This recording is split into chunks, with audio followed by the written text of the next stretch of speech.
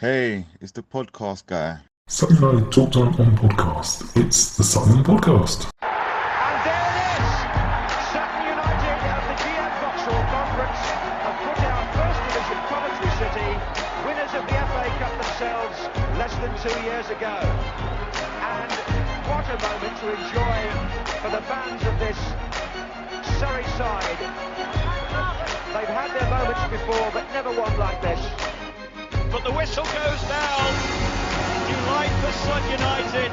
Sutton United from the National League are through to the last 16 of the FA Cup. No longer English football's perennial non-league club. A 123-year crescendo reaches a new peak for Sutton United, who are promoted to the Football League for the first time. Hello and welcome to another episode of Sutton United Talk Time on podcast. It's the Sutton Podcast in association with Lucky Star Gym. I'm your host Mike, and today we're having another peek behind the amber curtain, and it's our match day program editor Lyall Reynolds. We are going to find out all about Lyall. He doesn't know that, and also what he does, the role, and how we can kind of help as fans, as contributors, as all sorts of things. So keep listening because you are going to be needed. Always the engagement, love the conversations, love it when people join in, and I do see it all. It's great. Thank you very much. And the ones who do it regularly, I really appreciate it. I know I say it all the time, it sounds like it's off pat, but honestly, I really do. So Lyall, thank you very much for joining me. It's my debut, I will say that. It's your debut. First appearance. I have kind of been always thinking, like, I've got to get Lyall. And then I didn't worry because, as the kids say, you ghosted me for a little while. And I was like, he doesn't want to do this, does he? But it's rubbish. What I tend to do is forget to reply to people. And that's what I often find. But I finally badgered you enough. So there will be lots of people who do know you, obviously, because you've been around for a few weeks. But can you kind of introduce yourself and tell us a little bit about yourself for anyone who doesn't know you yet? Well, I'm Lyall. I'm the programme editor. You've possibly even seen me stewarding by the tunnel a lot over the past, I don't know, decade or however long that's been. I was the one in the picture behind Wayne Shaw when he ate the pie, as Mike and I were discussing. We're not bitter. My footballing journey, I moved from Lyall to Battersea when I was about 8, I think. Got into football, moved back down to Lyall. We went from West Lyall to Lyall Village via Battersea, and by then my dad took me to watch Epsom Lyall play, who was literally 2 minutes up the road over the back. And then we went along. I think my second ever game was Aldershot Fulham at Aldershot, freezing cold 0-0 on a December night. My first ever game was Wimbledon Palace. Carlton Fairweather scored 2, one direct from a corner for Wimbledon, and then we started going to watch another local side, Sutton, and that seemed to click. I think it was the same sort of era when we were knocking in 7s against people like Telford and the likes, and Kettering, I think, people like that. And then got hooked. My first full year, I guess, was 1989, 88, 89. For those who are recognising the date, that makes me a massive glory hunter. I'm only here for the FA Cup. And I've stuck with it ever since, sort of coming along a few games with my dad. And then as I became an adult, a little bit older, I still follow the club, came now and then saw an advert on the website for a programme editor. I think Tony was stepping aside to allow to look after his daughter, who was obviously quite young at the time. And met up with Tony up the road from where we both worked, had a chat, and he said, "Yeah, do you want to go for it?" And that was, I think, about 22 years ago. It's certainly grown a lot. At the early stages, I used to do the youth programme, the reserve programme, the first team programme. Most of it was pre-printed, so you couldn't really make any changes. Now it's literally every edition can be changed however much we like, whenever we like, because the technology of printing's changed. And obviously the readership hasn't really grown or changed, other than potentially everyone goes, well, you can get it on the internet. Yeah. We can't. We're desperately striven throughout, Tony and I, to make sure that everything we put in where we can is unique to the programme. The manager's article is normally unique. Mark Frakes bit's unique. We have articles from people like Louis and Andrew Church and a few others who make it all unique, and people still now just go, oh, get it online. No, you can't. Yeah. But, so that's where I am. And then weirdly, I was given some award at the end of this year, I think, for long service. It was brilliant seeing Tim Vine and myself on the pitch getting my Clubman of the Year. So thank you to the club, thank you to Tim. And then having to be presented a second time with the same trophy because the announcement didn't go out properly. And Tim then sort of going, is this the second time you've won this award? Oh, that was good fun. Right. So I was like, and that's where we are. And now I'm on the Sutton United podcast with the podcast guy. So I know. I've obviously moved up in the world. Moved up in the world. I had to wait for you to get that Club of the Year, really. Although, how on earth do I follow Gary Otto? I thought, as I said to Mike in the pre-chat, I thought that was a brilliant interview. I thought Gary was very, very excellent. So again, a good reflection of the club. Yeah, he made it a lot easier for me by just answering the questions. I was like, oh, this is great. So you've mentioned obviously a little bit about coming along and something clicking. What made it click? What I'm asking is, who made it click? Which of those two strikers? Come on, or was it someone else? Well, actually, see, everyone always goes, was it Lenny or Maka? And for me, it was actually Prince Nazim Akrur, the young lad still playing in France at the age of 50, isn't he now? I know. And then Dominic Feltham. If I ever pick my starting 11, those two are up top for me. Just the guile, the grace. I've had the privilege of playing on the same pitch as Dominic, and it was amazing. It was where I used to coach football over in Epsom. His son was at the club and he played on the same pitch. I loved it. It's just effortless watching people, even non-league level and amateur level. I played with Abel as well, so Mickey Stevens. Just their brains are a different level to what we all want to be. What made it click? I just guess I've always liked the non-league sort of scene. When I moved up to Manchester for uni, I used to go and watch Altrincham and Stockport, who were lowly. I went to even watch a small club called Man City in what was the third tier. Play against the likes of Wigan. It was the season, in fact, when I was up there watching them, that they scored in the extra time against Gillingham in that ridiculous final to get promoted up and start their climb. Yeah. Who scored that? That wasn't Claridge, was it? No. Sean Goater got one of them and then pulled Dick off. Yeah, that's the one. So I think you may have covered this as well. Was the programme editor your first volunteering stint, or... with the club, yes, 100%. It's the first thing I kind of got involved with. Otherwise, I was just coming along with my dad now and then, or just popping along with my mate Alex, school friend, who the only school friend I'm still in touch with. So we'll be pleased to get a name drop. But yeah, we pop along now and then to watch the games, and I saw it, volunteered, and I have really enjoyed it. It's a labour of love. Especially early on, before I kind of honed the technique, I'd be spending hours and hours and hours, and I still do. My missus hates it. I will spend like 3 evenings a week getting it ready for the next edition. I don't think people realise, and obviously I've got some questions later about what the actual process is. So, as a supporter, right, what has been your personal highlights of being a Sutton fan?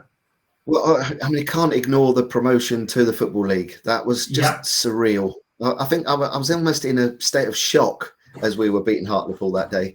It was, we're a non-league club, and even when we're in the Football League, it's like we're a tiny little club playing well above our league, but we deserve to be there. That was great. The FA Cup runs have always been good. I mean, under Doz, we just never seemed to get one going until and then we did. Yeah, we obviously beat everybody. Beating Leeds was great. The Wimbledon away game was the best of all. Amazing. Other highlights: a Dundo chip against Salisbury many moons ago was wonderful. Dundo's, a legend of all sorts. Yeah. So just lots and lots of. I think it's always been the fun times. The Barrow not FA Cup, the Bob Lord Trophy. I was still quite young, must have been late teens, and they're chanting, "Who the effing hell's Bob Lord?" Which my dad knew Bob Lord was. It was a former councillor or something. And then when we won one of the leagues, I can't remember. It wasn't National League South. It must have been at Isthmian Premier. It was the game that was delayed to the Thursday because of the rain. Yeah. When we beat Aldershot at home 5-0, I think it was, or 5-1 to win the league. And I'd come down from Manchester to London to work in the London office because all the Essex managers there were all Canvey boys. So they said, yeah, come and work in the London office. And I was there in my suit because I knew I had to go to work the next morning, running on the pitch, getting it filthy, hugging Goku, and just delighted that we'd won the league. So that was another silly highlight. No, none of them are silly. But how, obviously you've got the stewarding to chuck in now as well. But before the stewarding, how did your role affect the experience of watching the game? I know stewarding is vastly different, but when you were it's quite interesting because when you start to then get to know the players more, I know this is the thing, everyone knew the players before we kind of started our big rise up. Players would chat with you all the time. You'd chat in the bar, so great relationships and friendships with people like Matty Gray and Danny Bolt and all those guys, and you kind of think that this is the sort of club we are that friendly, and but then also chatting with John Rains and getting to speak to him every evening when I was doing the program notes, that was sort of lovely. Did it change the way? No, I'm still a fan. I still look at it and think that's annoying, but I guess I kind of see more what the club was trying to do or what the players were trying to do. It hurts when you lose, and you're still happy when you win. Yeah, I remember I saw Tony at the club at one of the women's game, and it's just one of those things because I work in the borough as well. I saw him, and I kind of kept looking, thinking, I know you. And he was with his daughter and grandchildren, and they were like looking around places. I can't remember who I was with, but one of us said, "Oh, do you know your way around?" And she kind of just smiled and went, "Yeah, my dad's played here 1 or 2 times. It's fine, we know where we're going." And I suddenly went, "Oh my God, I realised who it was now. Do you know your way around? Look it up." Yeah. But the role, obviously, we keep sort of talking about it, but what does it kind of entail? We have kind of discussed, I'm assuming any other duties is quite high in the list of what your role entails. But what kind of overview is there of what you try to do or successfully do? Well, it's sort of changed over the years. So to start with, it was a case of this is the official publication. You put out all the official notices, and we tried to get as many articles as we could, and it was great, but it was just full of adverts. We know this. And then it sort of evolved a bit more. I was also part of the management committee. So I was part of there, I guess, just for a younger opinion. And then they brought on Gareth Miller, who's obviously even younger than me. So they sort of work our way towards helping just listen, advise and add a comment. But then in terms of the programme, I was given free rein really to make it what we wanted it to be. And I knew that we wanted the best programme it could be. And your flag's falling down. My flag's falling down. There you go. It shows you it's live, ladies and gentlemen. So I've kind of always had carte blanche, knowing that I couldn't get, I wouldn't bring the club into disrepute. It's still an official thing. I remember once in an editorial having a big discussion about the Respect campaign when it first came out, and how referees actually still need to earn the respect, not just presume they should be respected. Not saying you should be rude. And I walked into the boardroom after the match, and Mr. Turvey, the chairman of the league, was in there, and he went, "You're the programme editor," and I went, "Hello," and he went, "I really liked your article." And I went, "Thank you for that."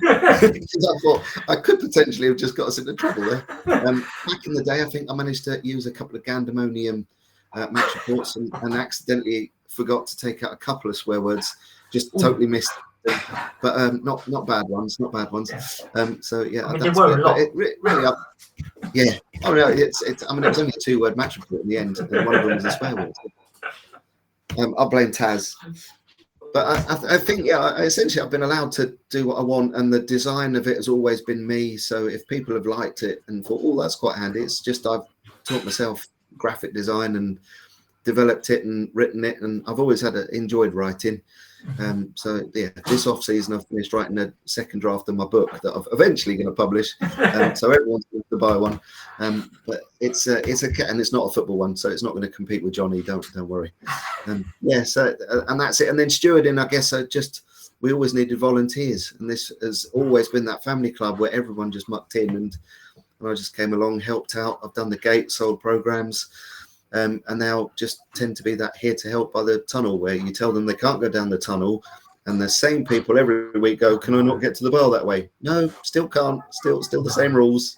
Yeah, that's kind of what I was saying to Gary. Is like one of the little things I've just got into a habit of doing last season is going into the park, get my drink, and then gathering my thoughts and wandering back out up the tunnel to take my little silly video. But every time I'm like, I shouldn't be allowed to do this. Someone should be saying, no, we are a professional football club. Stop wandering around. But hopefully they won't. Please don't. Please do. So summer is obviously a nice quiet time for you where you don't have to do any editing at all. You just got to think of a whole new different concept and designs. What's the kind of process from your planning stage? I know you mentioned, I think we were off air at the time, that you sort of look at different things from different places and be a bit of a magpie, which is brilliant. But what's kind of the process from planning it to publication? Well, first of all, my day job is I'm a teacher. So ideally, and people go, "Oh, you get so much holiday." Yeah, it's because we crammed flipping 10 months, 12 months work into 10 months. But ideally, I'd wish the school year went with the actual sort of football season, because that'd make it so much easier, because then I'd have proper downtime, because I'm now still teaching, obviously, and yet I'm about to hit pre-season. My process, though, is, as I mentioned, I trawl the internet, I look for programs everywhere I can, look at nice layouts, nice designs, nice features, see how people run stuff, and then kind of try and recreate it myself. And what I do is I find them, stick them on a concept thing, send it out to a few people and go, "What do you reckon of this?" Again, it's another one that a PDF accidentally ended up in your inbox, which seems to be the norm. We won't mention any kit emails, but it's, so again, I've deliberately sent you this one, so that wasn't accidental. That's fine. And the idea is a few people looking at it and go, "Actually, that works quite well." Obviously, we've got Matthew Disley and Jack Ryan. Is it Jack Ryan? To me, that sounds like he's the bloke from the FBI. Yeah, it's Daily. Yeah, Daily. That's it. Yeah. So he's those two have kind of emailed a couple times. I've sent it on to them now as well. So the commercial side and the media side can have an input. The cover design may well be more like the corporate brochure, but with a slight Lyallification. And the inside is still going to be roughly how I want it, but I think they want more opportunity for commercialism. But then I'm also erring on the side of, but you go too commercial, people will stop buying it because it becomes a brochure, not a fanzine magazine that they want. And also, a lot of the people buying it aren't going to be the target for a lot of the commercialism, because they go, most of us are going to go and buy whatever is produced or get the tickets or whatever anyway, because we're there. So there's lots of things like that. So obviously you do your work, you literally rock up at the school at 9 o'clock and you're out of there by 3 o'clock. Right, sorry. So what's your tip? 8:45 is my first lesson, and 4 o'clock is when the lessons end. If you want the actual timing. And I do leave at 4:05. I'm not hanging about. I'm going to go pick my son up. So what does your typical week look like? So let's go. We're not in the summer. A Saturday match day.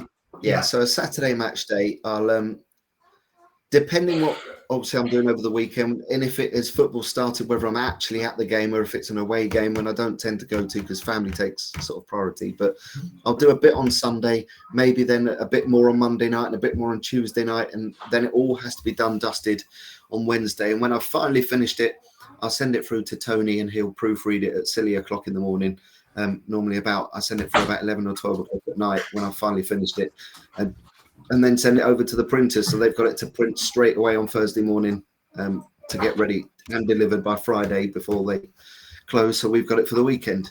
Some Tuesday night games become a bit more tricky, and this was an interesting discussion. Rob Oates ran the data, and it's like we weren't selling any more on Tuesday night games.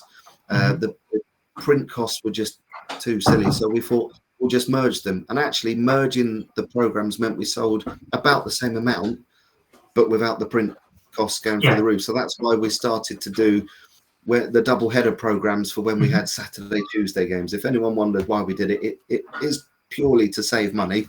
because we're still a club, as the up top people would say, that need to make and watch our pennies. And the programme, unfortunately, isn't as profitable in any sense that it used to be. People have stopped buying it. It's an added cost when you're already thinking, well, hang on, I've got to pay how much for a beer, I've got to pay how much from a ticket. A programme drops down the pecking order, which is a shame, but I can only offer what I'd like to offer, and I still try to put out the best programme we can, and I think it is still up there with the best in the league and the best in the competition. Yeah, I mean, you've won Programme of the Year, or there were certainly nominations for Programme of the Year a few times. I don't think we've actually won it for since Isthmian days. Not that I'm aware of. No one's told me, but I know that a lot of people will say, even a few opposition fans will say, no, yours is very good.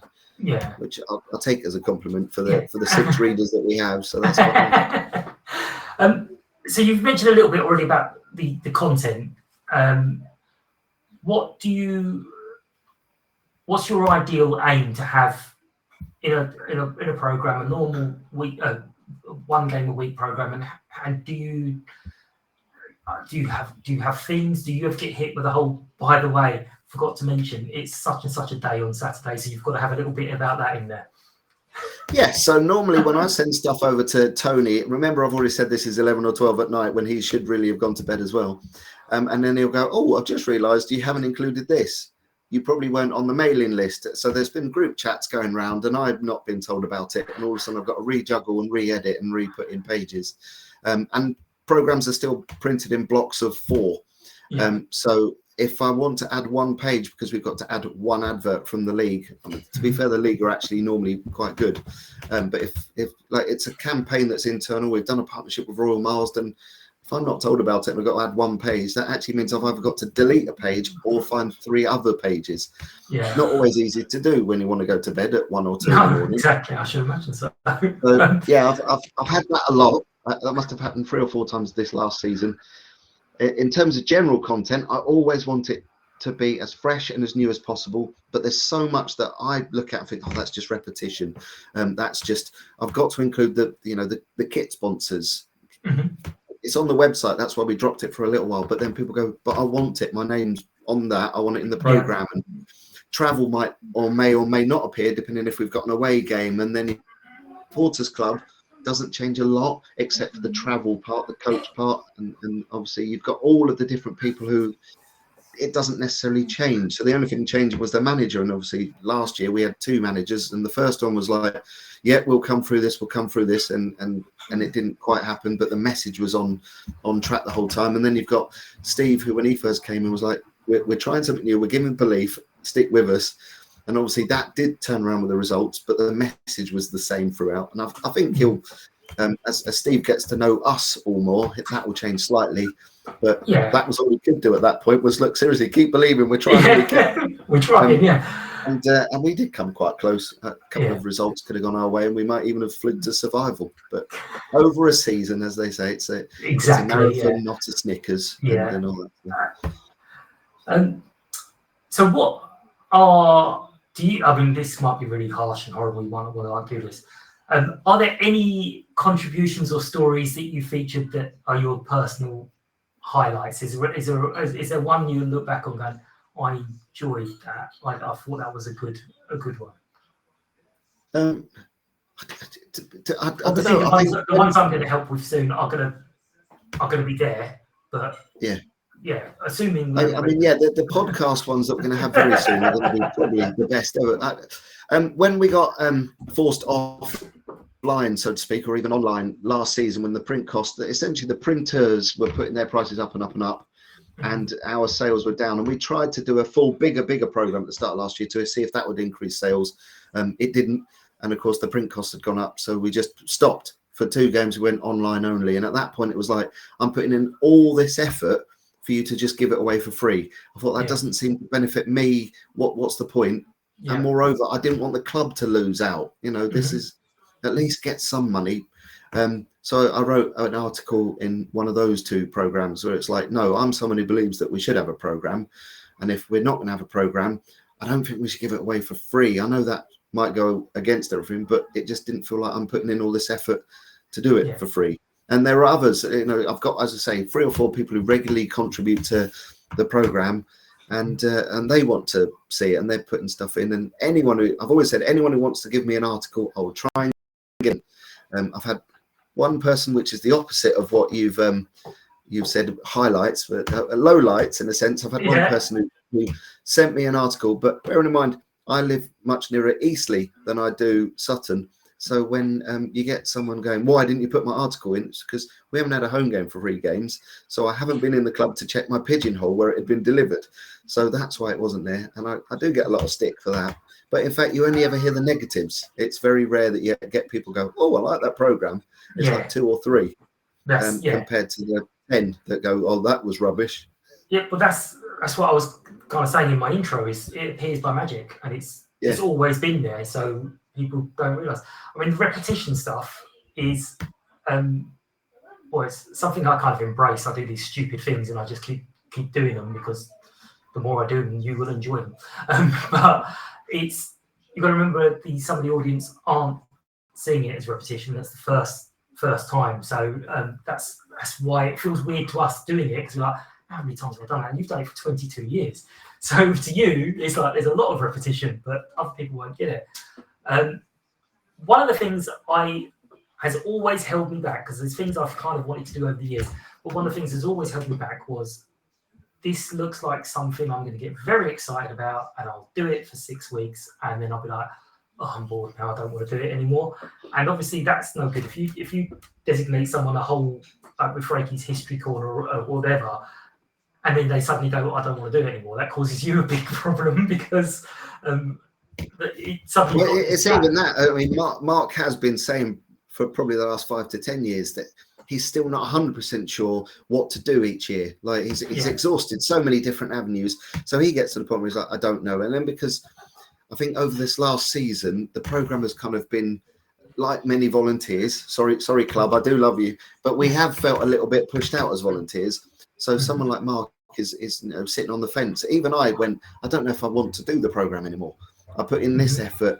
I don't feel it's appreciated, and it's such hard work when you kind of just feel like I'm just going through the motions. And I'm chatting with my missus. She goes, "But you do love it," and I do. I get kind of it's a lot of hours, and it can be quite draining, especially can get in the way of the family stuff. But I do really enjoy doing the graphic design. I do really enjoy the writing and seeing what people put. Adding Louis' take on the sort of the season review, and I know he wants to update it. I've potentially got another one looking at managers from different clubs, not by me. A league historian wants to get involved if I can get back hold of him.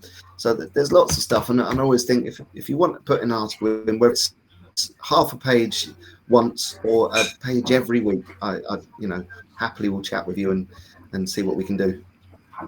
Well, that's kind of where I was going to lead on to. There is how important is the fan and community contributions to the success of the program, and you kind of answered that. You really keep the program fresh, and if fans want to put stuff in it, then hopefully it makes it more relevant to them than just there's a page on this that I'm not interested in. It might be something that they're more interested in.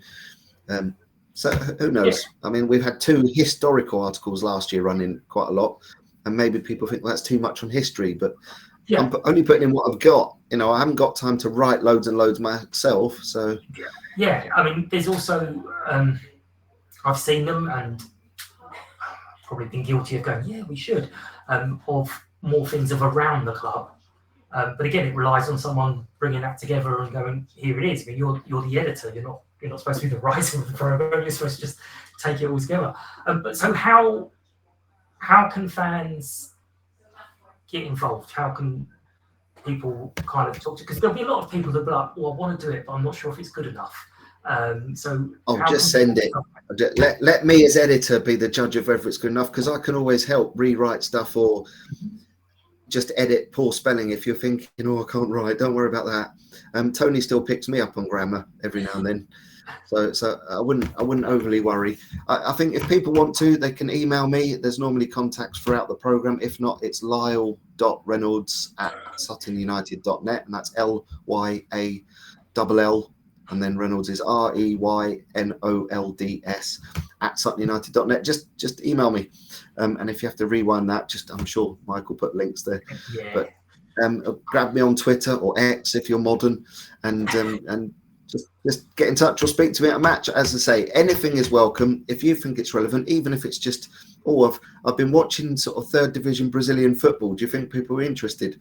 Why not? If We'll it's just find half a page or a paragraph, we might find an ex-Brazilian wonder kid who wants to come and play for Sutton. If we can get him when he turns 18, when they're allowed to come over, 5 years residency. I don't know what the new government immigration laws might have an impact on it, but we'll see. We'll see.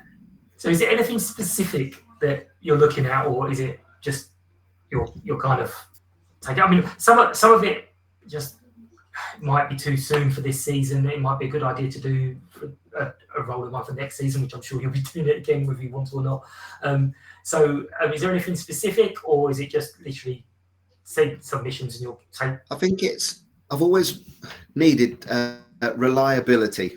Mm-hmm. So even if you say I'm going to do one article, is that all right? Absolutely fine, but try not to leave it till last minute on Wednesday night when I'm hitting deadline to then go, I've not had time, sorry, because then I have to find either a filler or remove it.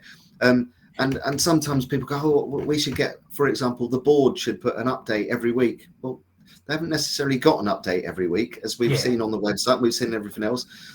Plus, I have to get someone to do it, and not all of them have got time to write 200 words every time. The manager doesn't always have time. You ring up and you're kind of catching them on the car driving home from training trying to get a message, and they're talking while I'm frantically scribbling, and I don't do shorthand. So it's like when I've a few times it's been good fun actually to go back to the early question of ringing up different people. So when John Barden had his really bad accident on the pitch, and ringing up Eastie just to find out, was it the mood in the camp? And got Eastie to do programme notes as well as the managers, just so we could get the captain's perspective. And I've quite enjoyed that side. So, but it's more about consistency, reliability. If you can volunteer and you want to do something regularly, just keep me in the loop. And if you are just somebody who fancies doing a one-off, just send it, but don't necessarily make it too time specific, because time can then run away. Yeah, it might be a good idea for people to put stuff in that could be those fillers that you were talking about. So if you had a little stock of, here's a load of stuff that might be nice to put in at some point. Well, I think the laws of the game one we just had towards the back end of the season from Andrew, I really quite like that, because most people, we all watch the game, we all hear Mark Frakes shouting and berating the refs, but and we all think, you hear swear words aimed at referees that just don't normally exist. No. So it's quite good to then see the laws again, and we all know that VAR luckily isn't at our level, and we all know that the handball rule is just ridiculously rubbish, because surely there's got to be a level of sort of intent rather than he didn't have his hands tucked behind his back, when no one in the world runs like that. No one ever does. But it's like, I mean, Craig Hicks, who I've known since way back, who obviously now refs in the Football League and has done well for himself. Whenever he pops up at Sutton, because he's a local lad, and we have great chats, because I've known him for probably 20 years as well. And it's really good to see him and then just ask him, how are you finding it? And he sort of gives you, that, well, it's a bit weird, but I like this, and we've done this, and I haven't had many howlers this year. So I have asked different referees, not just Harry, different referees, if they would come on and talk about different things. I think there was one case where things were just like, how on earth does that decision be made? I just wanted it, and literally all of them go, we're not allowed, we can't do this. So yeah, obviously private chats are different, but they're like, no, we can't do that. So all right, fair enough, I won't ask. So you mentioned feedback earlier, where people will be like, oh, okay. Oh, I didn't like that. And it's really difficult, because if you're getting the feedback where you're hearing from people going, I didn't like it, it's going to put you a slant on, no one liked that. And then you'll have other people going, I really missed that. I really like that one. So how can people give you feedback, and how do you kind of engage with anyone to do it? And has there been anything where you've kind of gone, I misjudged that one, and got rid of it quickly? I don't think I've ever put anything bad in, because I've always sort of, as I say, the company line has been the key. It is an official production. So feedback, I've done surveys a couple of times. I got some feedback, and I've asked people, what do we think? I guess on the forum, I've put questions out. Most people, as I say, they tend to say in person, they'll come and say, well done, I like that, yeah. Well done again, walk past. And then occasionally read on the forum, oh, I wish we'd got this. There's a few people always go, are you going to put the sort of like the pyramid leagues underneath us? It's like, well, not when we're in the EFL, I didn't need to bother. But when we're in the Roman Premier, I didn't need to know what the Combined Counties League were doing. Not for the programme, it's extra space. So again, that's my editorial decision. It might be, as you say, although I've been around for 20 odd years in a role that is more prominent than just occasionally as a fan, people might not know who I am. They might just see me as that's the bloke who stewards near the tunnel, rather than that's the one who also does the programme. I mean, half the players probably just see me standing next to Paul Loughlin, chatting on the pitch, wondering, this steward's a bit above himself, and just having a chat with everyone on the pitch. It's like, yeah. So you did also touch on this earlier, the future. When you did that decision of, or when the decision was made of going digital for those couple of games, there was a lot of kickback from people saying no, they like a physical program. There's no getting away from it that it costs money to produce, and the more money you can offset with advertisements mean, as you also said earlier, it's going to be full of more advertisements. So what do you, without you saying this is what's going to happen, how do you kind of see the battle with the digital and the physical program? I think we just keep producing stuff that is unique, not to like be reproduced from the online stuff. Printing costs hopefully will actually weirdly come down, just because technology will make it more efficient and easier to do. The problem is all these people who went, oh, that's not fair, we want a printed one. Well, then why didn't you buggers buy it in the first place? Yeah. The whole point that we had to stop it is because no one was buying it. So it's that weird thing. If you get like a loud minority saying we really want it, unfortunately, that's not enough. And you look around the league, and there were so many clubs who had either stopped it, they went digital only, and some clubs that people going, yeah, but Newport are able to do this. They've probably got a full-time media team. Again, we go back to the fact that I'm part-time. I'm not even part-time. I don't get paid for this job. I steward. I don't get paid for that job. I'm just doing it because I love my club. And I think it's one of those that, how do I think we'll do it? We're going to keep doing it as long as we can do it until it really becomes not profitable. Yeah. Tim Allison has said he's a big fan of the program, so I know he wants to keep it. He just pulled the plug temporarily whilst we renegotiated and found a better priced printer, who luckily I think is, it's a bit of a fan-driven one, because they're fans of the club, the printers, which meant that they may be doing us a slight deal. I don't know the exact figures, but they've probably helped us out a little bit, which is good. But a lot of the time when we had hundreds of adverts, a lot of that wasn't money to the program either. It was contra deals, like, well, they've just fixed the windows of the lounge, so we'll put an advert in, and then people go, your program's not made money, what about the adverts? Yeah, but they didn't get any money for the adverts. Yeah, I know.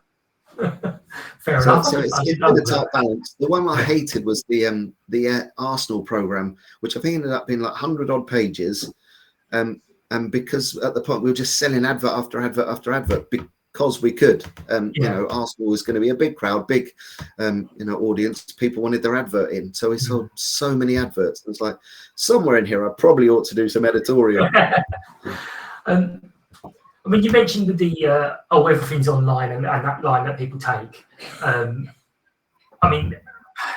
They're referring to things like the team news, which is on Twitter, and obviously you can't put up-to-date team news in the program because we only tell it an hour or 2 hours. We've tried QR codes and stuff, but all that is just repeating what they would have gone online. It just gives them a route to find it.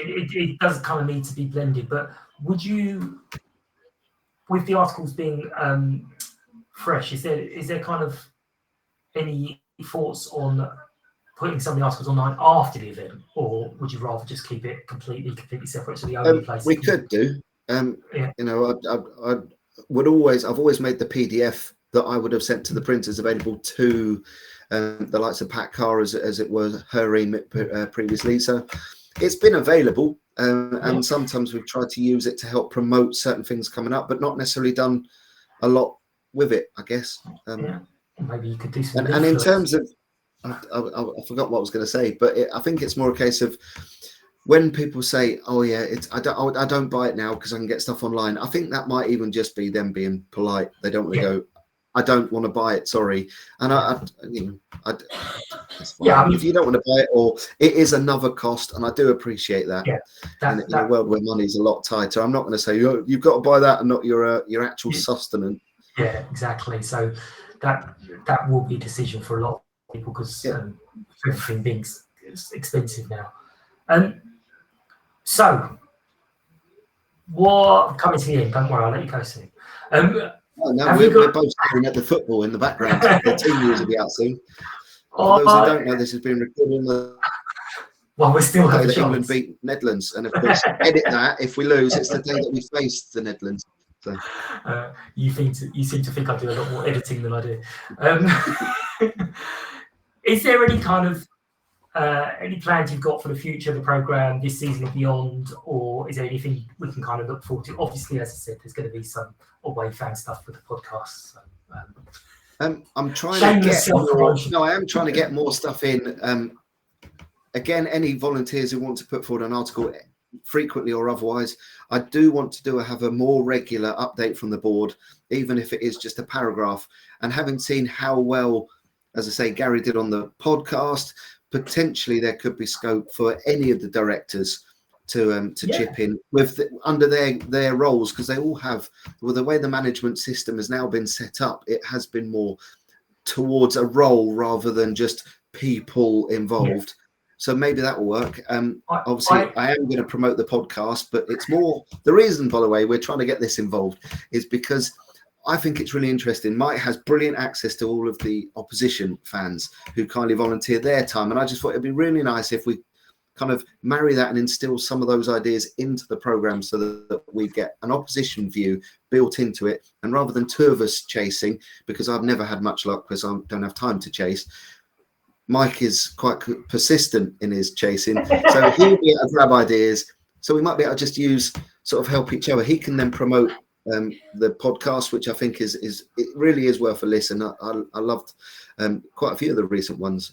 Interestingly, he was saying that Tony Rain's interview didn't get as many as one or two big matches, and I'm thinking, it's a shame. But then it just shows the generational thing. Who's listening to the podcast? But that's a different conversation. So it's highly likely, but I promise everyone it's not my voice or anything going in the podcast, so don't worry, it's going to be an away fan answering my main questions. So I think my final question was, what message would you like to send the Sutton United supporters about the matchday programme when they're rolling it? I think we've covered it. Contribute, buy it, feedback on it. And feedback. So I think we've kind of covered that. But what would your final message be to the supporters? Don't be afraid to come and have a chat, or just email me or drop a message on the forum. I don't look at it as often as I should, but I'm sure if there was messages on there, someone would say, "Oh, have you seen that?" And then I'd go and have a look. Because it might be that you're giving constructive feedback, like, "Oh, can you include this article? Can you include these statistics?" So when I'm looking at putting stats, for example, about the league, for the top goal scorers and all that, I try and find interesting stuff, but then I have to go and find it and then create that all as well. So that's time consuming. So if someone is a nerd and likes data sheets like I do, but has time to put it together, feel free to send it over. Well, that's a great way for some people, because I do know there are some stat fans who do like doing all these things. I love it. Some of the young uns really get involved with that. So and also I think it's important that Lyall's not going to go back to you and just go no, or okay, well then you have to do it. It might be that's a good idea. We need to explore it. Have you got any ideas who could do that? And then maybe just say to people, this is what we're going to do. Who wants to do it? The board one, I think, is actually really good. I know it's a pain for you, but because there's what 9. Well, it's about reliability. If they have the time to do it and then actually send it over in time. But if it was presented to them as you're going to be doing 2 a season, and it's going to be in 20 weeks' time, most of them are like, oh, okay, yeah, I can spare 5-10 minutes twice a year. Yeah, one now, one at Christmas. Because I noticed that once again we've got the funny. Everyone might think it's lovely when you see the Christmas fixtures, but I'm thinking brilliant. We've got the New Year's Day one, which means the printers are shut all over Christmas, so we'll be printing that Christmas New Year's Day edition, not the Boxing Day match because we're away at Barnet. But we got the home match. I'll print that about the 12th of December, and that's the stupid thing about this. It's just I hate the fixtures. We haven't had a Boxing Day game for ages. Yeah, I know that because Boxing Day is big family day here, and I do just about get away with I'm popping down to Gander Green Lane for a couple of hours. But even if it's Wimbledon, it's like no, that's like a 45-minute journey and the game and then back again. So it's like no, I can't do it. I invite all the mothers up, so I can't then just go like, see you later. Anyway, I've rambled at the end there. Sorry, Lyall. Thank you so much. I know every single person when I ask for behind the scenes stuff, they was like, "Oh, no one's going to be interested with what I do," and you will be genuinely surprised at some of the comments that we'll get. I didn't know all that was involved. Well, we are going to wrap up this episode of Sutton Podcast. As I said, we're going to go and watch the football in a minute to see if everyone's going to be delighted or miserable tomorrow. Team news: Harry Kane is playing at left back. Is he? Don't wind me up. We always appreciate your attention and feedback. See, feedback.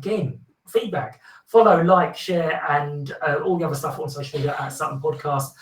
If you do want to get in touch with Lyall and you can't remember those details and you haven't rewind it, drop me a message and I will certainly pass it on, give you his details. Don't forget to subscribe on your preferred platforms to stay up to date. You can leave us reviews. I did get a review the other day. And we're going to keep coming back with different things. I've got an interview with Jack Daly already recorded, and I'll be slotting that in at some point. And I've got other names on my hit list as well who are going to join me. Thanks again to our sponsors, Lucky Star Gin. Big thank you to Lyall. I said that bit already, but big thank you to Lyall.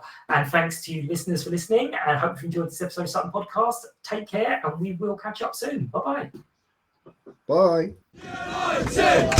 United!